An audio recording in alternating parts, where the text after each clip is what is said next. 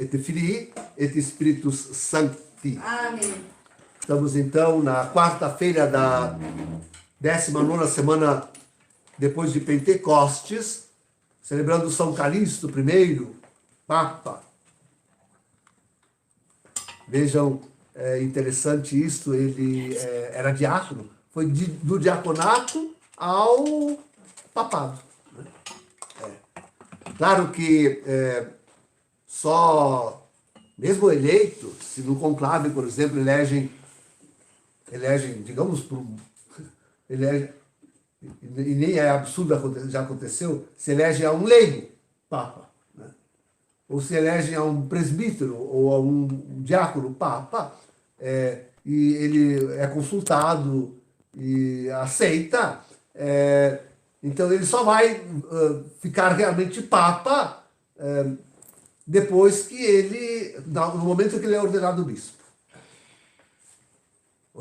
de Roma. Então, sim, no normal é eleger um cardeal, e sendo ele já cardeal e bispo, no momento que ele diz aceito, então pronto, é papa, desde aquele instante. Mas essas são coisas, enfim, para nós tudo isso já é história, já passou.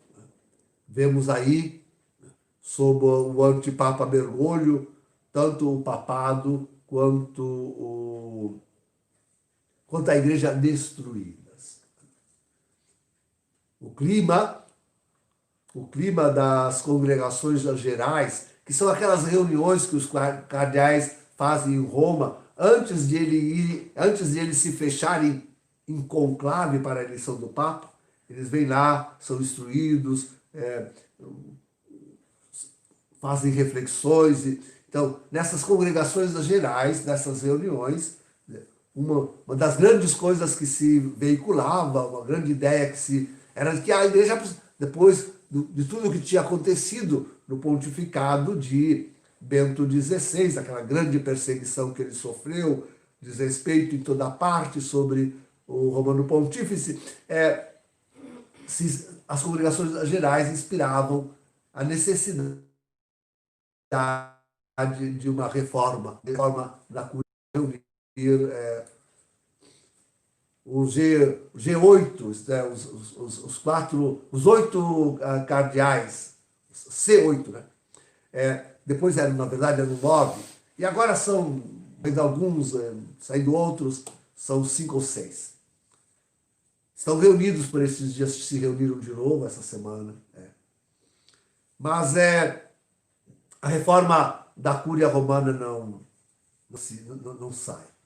Isto é, até publicaram um documento assim para consulta, mas choveu crítica, se viu que aquele documento era muito mal redigido, uma amálgama de...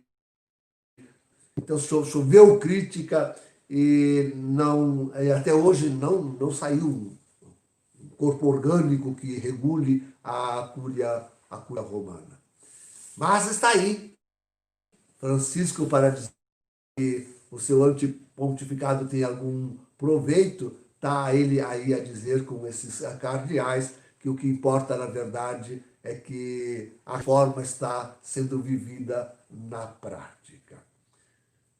De qualquer forma, a prática que nós sabemos que se sustenta por Bergoglio e sua equipe é aquela prática da destruição da igreja. Você quer as finanças, o IOR está realmente transparente quanto devia ser. Vejam, queridos, que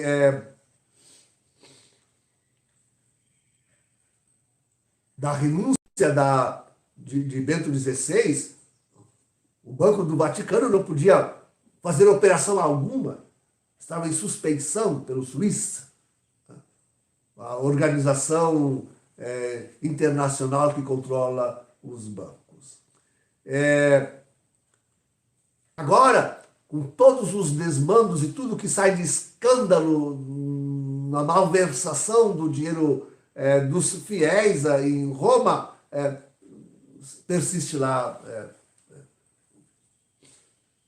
De recente, saiu o BCU acusado de usar o dinheiro do Vaticano para negócios realmente escusos. E assim se amontou um monte de escândalos econômicos, financeiros no Vaticano, que até, inclusive, de receber dinheiro da China, de receber dinheiro das grandes famílias que querem dominar o mundo e tudo mais. Então, nada nesta igreja romana, digo, nesta igreja vaticana está claro. Nada está salvo. Nada. Absolutamente nada. Então, e Calixto se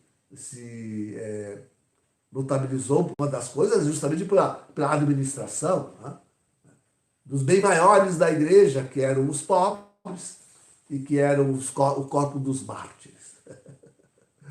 Então, mas hoje nós temos aí, e por isso muitas organizações, muitos fiéis e muitas organizações, inclusive internacionais, de fiéis que socorriam o Vaticano e faziam com que ele fosse uma das economias mais bem gestidas e mais fortes da Europa, não persiste. Na Itália se admiravam duas grandes corporações, no sentido da administração. Isto é, os carabinieri italianos, romanos, e o Vaticano. Não sei hoje como estão os carabinieri, mas o Vaticano, sem dúvida nenhuma, já não é mais de admirar de jeito nenhum. Então, não, mas já por aí se vê que esse homem, aliás, acusado de ter uma fortuna pessoal, né? Acusado, inclusive, de ter uma fortuna pessoal, que é absurdo, um Papa ter uma fortuna pessoal. Um Papa, quando foi feito Papa e era rico, aconteceu na história, né? E foi assim que nós fomos criando o Vaticano. Como é que foi criado o Vaticano? Justamente porque, eleito um rico, ele deu todos os seus bens, deu o Vaticano para o Vaticano, para a igreja. Então, é assim que ia sendo constituído os bens eclesiásticos, não como o contrário hoje acontece. Então, queridos, já por aí, nós podemos ver e dizer que realmente esta igreja, essa falsa igreja, esta contra-igreja, esta anti-igreja, como queiram chamar, não é mais a Igreja Católica Apostólica Romana.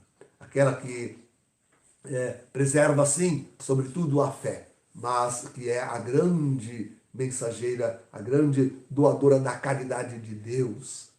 Como fazer a caridade com dinheiro mal versado,